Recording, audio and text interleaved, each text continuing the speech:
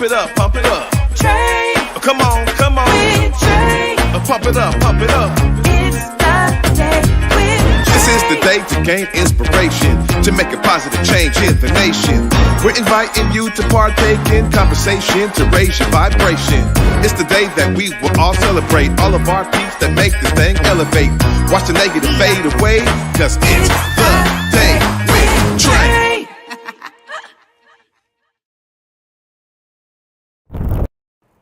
Grand Rising, everyone. Welcome to the Day with Trae. I'm your host, Trae Holiday. I want to welcome you to a wonderful Wednesday. I'm so excited, y'all, because I got acts on stage in the building once again. We're going to be talking about King X, the meeting. All right, the meeting that never happened. They are putting on an amazing production to give us a glimpse of what it could have been, y'all. So I'm so excited that they're here in the building. I got Isiah Anderson Jr. Y'all know him and love him out there. He is definitely the head of creative over at Acts on Stage. So I'm so excited that he's joining me. And then we have the brother who is playing Reverend Dr. King himself. Moses Masitha is in the building, and I'm so glad that he's joining me as well. So y'all know I'm excited to start this show. Of course, it is the top of the show though. So it's a perfect time to tag and share this stream right here. Just go ahead and participate with us, y'all. Y'all are helping us grow our audience. We appreciate you. Tag and share the stream with folks who benefit from a daily dose of dopeness right here on the Day with Trae. If you can't watch our TV show, we still got you covered because you can listen to us anywhere you find your favorite podcast. Just search Converge Media Network and the Day with Trae. You'll find me on whichever platform is your favorite. We're on all of them. So go ahead and search for us and you will find us there. Well, y'all know when I get theater in the building, it's time to get right to it. So up next, we have Isiah Anderson Jr. giving us some background about this amazing production put on by Acts on Stage. What's up, Isiah? What's good, lady? Good to see you again. It's always good to be here. Thank you. Well, y'all are always doing some phenomenal works, and this is one that I think a lot of people are already kind of talking about. They're buzzing about it. Tell us what got this one to hit the stage. King X, the meeting. Acts on Stage has allowed me to do exactly what I've been wanting to do for about 35, 40 years. And that's anything that makes me feel good, anything that gets to tell a story. And so that I got my grooming from Langston Hughes Performing Arts Center is a blessing. And so years ago, about 30 years ago, somebody said to me, hey man, it'd be nice if you and Carl Mack were to do the meeting. And I was like, the meeting? They was like, yeah, this play about Martin and Malcolm meeting for the first time. And I was like, that sounds good. And of course, it never happened. And now, 30 plus years later, in my own theater, Acts on Stage, I get to do just that. I get to dive into and give people an inside look at Martin and Malcolm and just what would they have said to each other? How would they have responded to each other? And we know how social media, we know what the world wanted us to think about the two of them, right? But what would they have said? And so this is that. And we have a good time doing it. Well, this is one of those stories that I think really kind of sparks interest in a lot of different folks, as you said, just kind of, you know, everyone having their own take on what this could have been. So putting this together, I know is probably drawing from some inspiration too, that you also may have understood it when you're bringing these characters to life. Tell us about how, you know, you utilize your creative ability to bring these iconic characters to life in the cast members that you have in this show. Without a doubt. So not only do I get to take what my history says to me was Martin and who was Malcolm, but that I get to take these characters now, these gentlemen who decided to take on these roles. Moses, who you'll get to meet, brings a definite perspective that from South Africa, I do believe that he has this knowledge of, wait a minute, we were dealing with a Mandela thing. And Martin, you guys were dealing with a Martin thing, and how it tied in, and so it's so interesting. Like Moses doesn't say a lot, but when he says something, you go, I feel kind of unfair that you kept that from me. You know what I mean? So it's just really powerful. And then I get insight from, a good friend of mine, Jamil Shabazz, right? Jay Styles, who's avid Muslim. And I said, yo, bro, I need you to give me some insight. Because I don't ever want to take on the perspective that I know what was what and how things are thought of. And so I'm always reaching out and getting insight from others so that I can better, portray what we need to see. Yeah. Well, you've done such a great job of not only, bringing your talents to acts on stage. I mean, you were in shows before. And so I want to talk about that transition for you, right? From being, on the stage and now producing acts on stage, literally, right? Like that transition from, someone who understands like characterization because you've done it to then bringing that out in other people. I know we've talked about this a little bit, but never really connecting it to the fact that you were them at one point in time. Listen, I still, let me say this. Anybody who wants to direct me in a play, please call me. Cast me in something. I want to get back on stage so bad. Oh, I love it. I do. But that I still have it.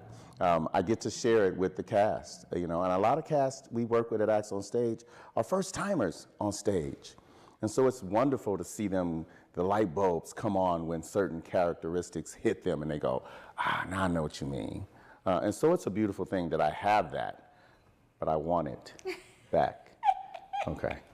Ready to get back out there. I'm ready. I love it. Well, you also have someone who is very near and dear to the Converge Media family here, Sean Good, in the show, playing Malcolm X. And this is huge for Sean because, I mean, we have known his amazing usage of words. I mean, he's always been someone who's come right here to Converge and always dropped so much knowledge. So how was it for you to direct him? I know this is like a first for him too, right? It is. And Sean is a character. We all know, but I love Sean. He brings this perspective that it's wonderful to watch him go, you know what, that's not what I thought it was. And to see him fall into this Malcolm character and to realize he's got some Malcolm in him, right? That he's like, I think I might be a little more Malcolm now than I was Martin, And so Sean brings that, and he's very humbled and laid back, and I'm just here to be taught. Let's make it happen. And so it's wonderful. Well, that makes for some of the best kinds of productions, right? Is like really being able to be directed and guided. You bring your own zhuzh to it, but also a lot of that is through, great direction, and you keep doing that. When we think about the difference between, your energy with the young folks with something like the Teen Summer Musical versus this, where it's like you got, a cast mainly of adults. Tell us more about how you have to shift or pivot in that regard when you're dealing with first-timer adults versus first-timer youth. Now, Trae, that is an awesome question, and Michelle and I talk about it a lot. And Michelle has since said to me, Isiah, you know how when you're working with the kids and how hard you are on them? I said, yeah. She said, you need to do the same thing with the adults. You need to do, and it's hard because you're trying to, adjust and maneuver. And they have more, history, more background that you can pull from, the adults do, than the young people. But sometimes you can't blur the lines. You have to just do it. You just have to do it, and these guys are really respectful. I'm respectful, and that they respect me and the work that I've done lends me to sometimes, sound a little stern, but at the same time, I'll get on stage in a minute and say, yo, give me this, and they go, okay, I got it, and then we keep moving. So I do pretty much the same thing. It's hard for me to switch it up. There we go. Well, I got to tell you before I let you go that my son, Johnny, is just so enthralled with the work that he gets to do with Acts on Stage. And you have been a major topic of discussion in my household because he told me, I just have to tell you this publicly, he said, when I get my first cell phone, the picture on my lock screen is going to be with me and Mr. Isiah. I said, wow. out of everyone in his life. Man. He said he want to make sure that you're on his screen. Now, he ain't got no phone yet. You Yeah, know, right. I know okay, that. But when he gets there, he was definitely, you know, he has a special place in his heart for you. So thank you for the ways that you have poured into him specifically. I know you continue to do that. Yes. Of course, if folks want to connect, learn more, find a way to support Acts on Stage, please look right there in the camera and let them know how they do that. All right, Michelle, I hope I make you proud. Acts on Stage, you can get us at any of the social media platforms that's out there. Facebook, Instagram, you name it, we're there. Look us up, actsonstage.com. You can't lose. There it is. They got to get their tickets to this show. Running the first 2 weekends of March, yes? First 2 weekends of March, the 1st through the 10th. Please come check out King X, The Meeting. Oh, there it is. Thank you so much, Isiah. Thank you. And great timing, too, because we got like X, The Life and Times of Malcolm X, the opera. The So opera this is a perfect time to follow up with an amazing production like this. So thank you so much. Thank you. Absolutely. Right. Y'all, I get the pleasure of continuing this amazing creative conversation because up next we got Moses Masitha in the building. He is playing Reverend Dr. Martin Luther King Jr. himself. We're going to hear more about his portrayal of this iconic man in American history and the world history right after this short break. Stay tuned. You're watching The Day with Trae. Africatown Plaza is our latest affordable housing development project. It's 126 units of affordable housing over community commercial space. It's the first time in my career, and I've been doing this for 10 years, that I was able to design for people who look like me. Africatown Plaza is a beacon of hope. Africatown Plaza is a love letter to the community.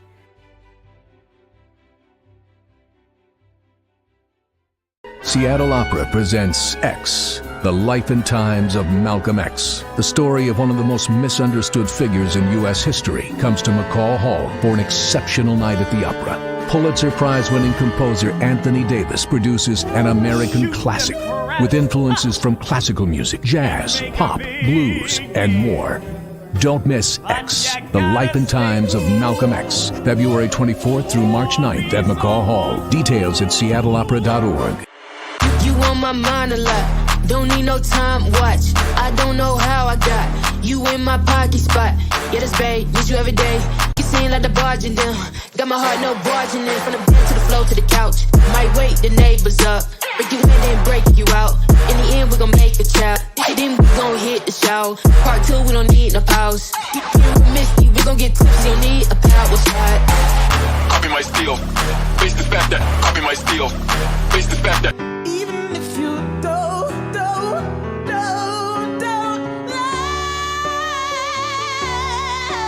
can we stay? Maybe we could disappear. Even if you don't love,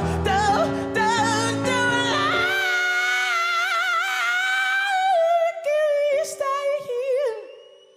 Maybe we could disappear. What's up, Seattle, Rose City, Big Boise, Spokane, T-Town? I see you every weekend on Back to Besa. And of course, I'm bringing you stories from all over the PNW. You already know your girl's keeping it real everywhere I go. And of course, you can stream current episodes right now on the Fox Local app, available on your smart TV. Welcome back, everyone, to The Day with Trae. I'm your host, Trae Holiday. Joining me right now is Mr. Moses Masitha. Hi, Moses. Hi, Trae. How are you? I'm good. How you doing? Good. Thank you for joining us on The Day with Trae today. And thanks for having me. Of course, you know, this is exciting because when I have a fellow thespian in the building, I love to get down to the innards of characterization. And before we get there, what got you to say, you know what, let me give this a try, let me give this a shot? Yeah, honestly, it was who invited me to do so, right? When Michelle and Isiah asked me to do this role, I was pretty excited simply because of the people that asked me to do it. And then following that was like, whoa, I get to portray Dr. King. That's a big deal, right? Yeah. So couldn't say no to that. Well, it is a huge deal. And I think the portrayal always, when I think about any iconic person in history that is portrayed on the stage, there's something so personal that I think a lot of us take away from that. And so when you think about the ways that you've been able to kind of understand, you know, Dr. King in this role, tell us some of those peaks for you. Yeah. Certainly walking into this role is that you get to learn about someone that very many people already know about. So you have to find your own unique things about him, right? And so for me, it's been really two things. One is Dr. King's commitment to this idea of nonviolence, firstly, but secondly, commitment to the human, right? He was a very human-centric person. So it mattered to him, for instance, that X was a man before he was a political activist. It mattered to him that the people that he encountered were human before they were anything else, every other title that they held. So I think learning that for me right now has been something very pleasant. Yeah, well, that's a really great way of putting it, too. I think, you know, we've always thought about his love for people, this kind of humanitarian perspective, but it's great to hear that, look, they were human first. Yeah. I think that does say a lot about what the ways that people experienced him.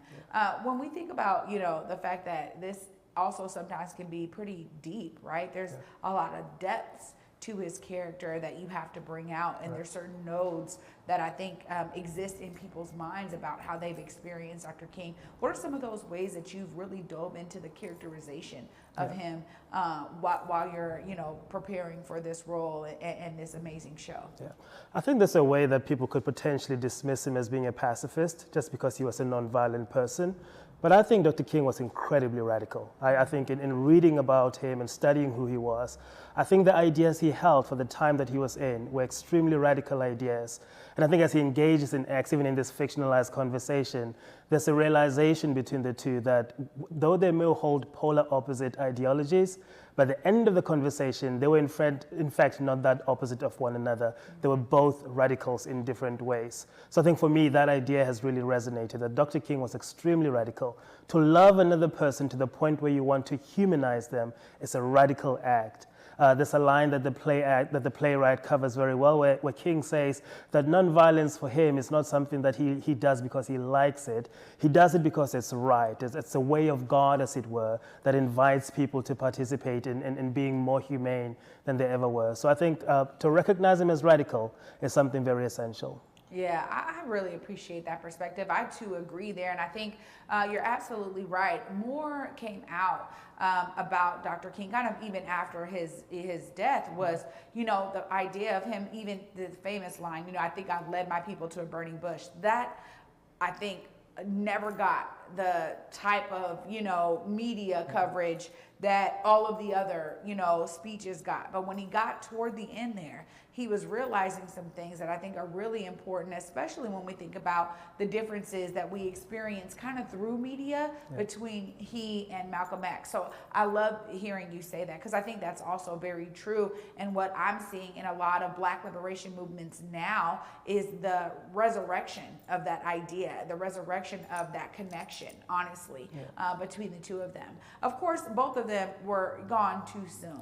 And so I want to just ask you about kind of the ways maybe that's portrayed, because obviously when we think about some of the amazing radicals over the course of our history, many of them were young and gone too soon. And so how does that resonate with you as you take this character into life? Yeah, there's a line in the show where X asks King about that, right? Says, were we in a different scenario, what kind of men would we be? And King responds and says, well, our lives would be pretty dull, which would also mean we'd live very long lives, right? So there's something about people who choose to respond to a calling like they did, that their lives tend to not be long, right? And that's not a bad thing necessarily for us. Of course, it's a bad thing that when you lose someone so young, but it's not a bad thing because ideas always outlive people. And as you're saying, right now in this era, these ideas that these people portrayed are being resurrected, right? So that's a beautiful thing, that we can now get an opportunity to essentially participate in a conversation that's been happening for so long, because it's time to resurrect those ideas, simply because we're being faced by similar issues that they were being faced with, right?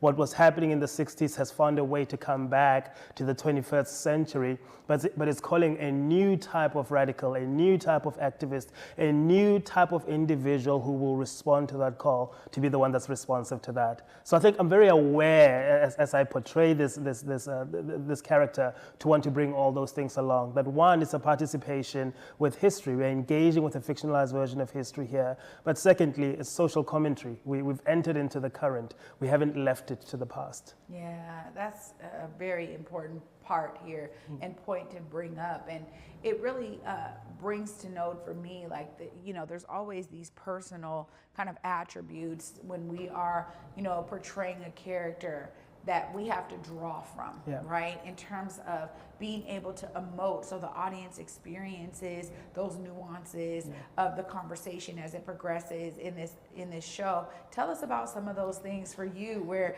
you're drawing from those kind of personal experiences to bring that out for the audience. So I tell you what, this has probably been the harder aspect of portraying Dr. King for me.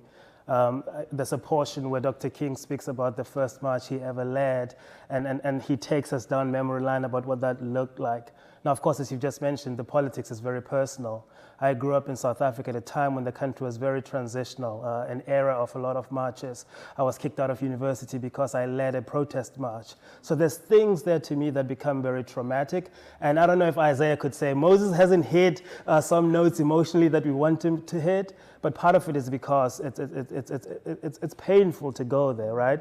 And although this script, of course, is a reimagining of an interaction, but in reality, the personal is political and it's calling a lot of trauma out for a lot of people. And so I will get there, we'll hit the notes, but there's an awareness on my part that there's a difficulty to get there sometimes. Yeah, well, this is exactly why I think these kind of breakthroughs are what the audiences experience. And that's, I know for me, when I was on stages, like that was a huge part of it for me was, if I can't open up that piece of me, it doesn't always come through. And so I appreciate you sharing that because that's like a personal thing. So thank you for sharing that. When we think about, being a part of a cast, there's always this kind of layer of, connection of the collective that I think is also really important to speak about. And I want to hear from your perspective how it's been to work with your fellow cast members on this show. It's been incredible, right? So Isiah, who's directing the play, a luminary in the Seattle area, highly regarded, and someone that I had met previously, and now engaging with him in a work environment like this, my honor for him has just grown immensely. A lot of the cast as well, phenomenal people, both in terms of gifting, but what they've done beyond the stage in the city, right? Sean Good becomes someone who's, he plays X, and he sits directly opposite to who I am. But I'm learning him, and I'm enjoying learning that aspect of him. And because I have an outsider perspective, this South African who now engages in Seattle culture, as it were, right? These guys have been incredibly welcoming to me. Sean has opened his arms, he's opened his intellectual sense of home for me to interrogate that, to ask questions of him philosophically, ideologically, and he's really been open to respond to me in the affirmative. So I feel incredibly affirmed by the cast that I'm a part of. That says something major, and I think it really also speaks volumes to Acts on Stage's approach to these shows, right? I mean, we're talking about uplifting local talent, and as Isiah said, sometimes these are folks who this is their first time in the stage. So what that means, in terms of them understanding like, whoa, wait a minute, I can do this, or maybe I want to do this more, or, oh, I don't know, it made me open up. So there's so many different things that I think come out because Acts on Stage has this, approach that's really loving and welcoming and inviting in that regard. And so I love hearing you say that you're experiencing that with the other cast members.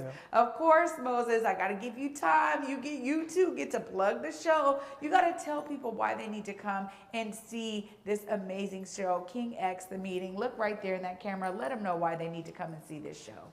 Hey, we would love for you to come and see the show. Really for two reasons. As I've already stated, you get to participate in a reimagining of a fictionalized conversation between X and Dr. King. Really something that many of us feel like we were shortchanged from. But secondly, not only is this a historical moment, it's really a moment to participate in current social issues, for you to offer social commentary and become a part of that. Bring your ideologies to the table, bring your philosophies to the table. They are all welcome because we are in the space of collaborative conversations. We would love to see you there, March 1st to the 3rd, and then March 7th to the 10th. I think you can find your tickets at show/X and we would love to get your tickets there. See you soon. Moses, thank you so much for being with me. It's been a pure pleasure. Thank you, Trae. Appreciate it. Absolutely. Y'all, he gave you the reasons why you need to go there. Of course, I'm going to give you some more right after this short break. Stay tuned. You're watching The Day with Trae.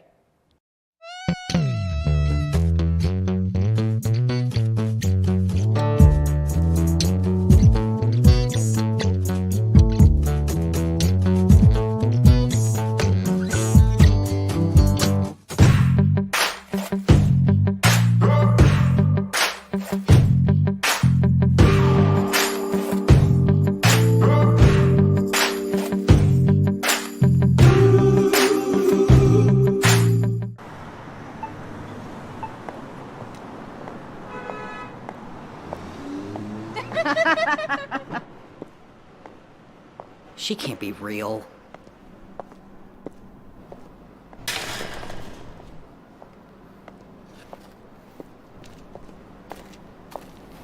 You looking to make some money tonight?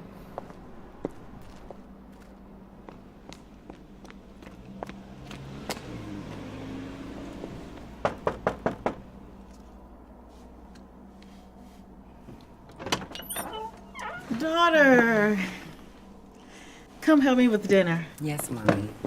So I told her. Hey! Hey!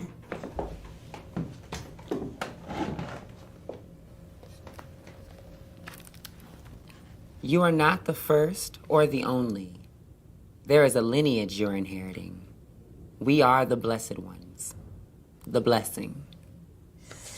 Listen. All right. Ooh, something's green. God, it smells so good. I am ready, because you know I made it. Auntie, you made the greens. Any longer on me? No.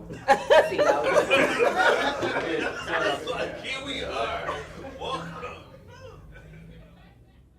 What's up, Seattle, Rose City, Big Boise, Spokane, T-Town? I see you every weekend on Back to Besa. And of course, I'm bringing you stories from all over the PNW. You already know your girl's keeping it real everywhere I go. And of course, you can stream current episodes right now on the Fox Local app, available on your smart TV. Welcome back, everyone, to The Day with Trae. I'm your host, Trae Holiday. Y'all know it gets my whole juices flowing when we get to talk about theater, because for me, there's something so special about being able to be on stage, representing characters, known and unknown, and really people in our community showcasing their talent. So huge shout out to Acts on Stage for being such an amazing hub where creativity abounds and explodes on that stage. So I'm telling y'all, I'm already excited to see it, but I got to give a huge shout out to Isiah and Moses for joining me today to give us some more reasons why we need to be there at this phenomenal show. If nothing more, you know, this is an opportunity to support Acts on Stage, which is constantly being a great cultural hub of creativity. And for me, we need to support spaces like this so that they can continue to thrive, continue to create opportunities for folks who are looking to maybe start out